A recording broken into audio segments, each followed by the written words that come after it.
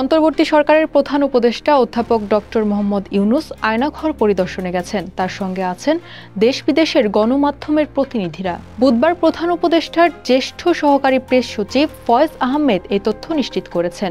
গত বৃহস্পতিবার উপদেষ্টা পরিষদের বৈঠকে প্রধান উপদেষ্টার সকল আয়নাঘর পরিদর্শনের এই সিদ্ধান্ত হয়।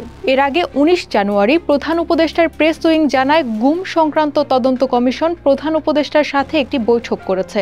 সে বৈঠকে প্রধান উপদেষ্টাকে গুমের ঘটনায় তদন্তের অগ্রগতি সম্পর্কে জানানো হয়। আর তখন বন্দীদের সেখানে রাখা হতো তা জয়েন্ট ইন্টারোগেশন সেল বা আয়নাঘর নামে পরিচিত। কমিশনের সদস্যদের আহ্বানে সেসব স্থাপনা পরিদর্শনে যাচ্ছেন অন্তর্বর্তী সরকার প্রধান।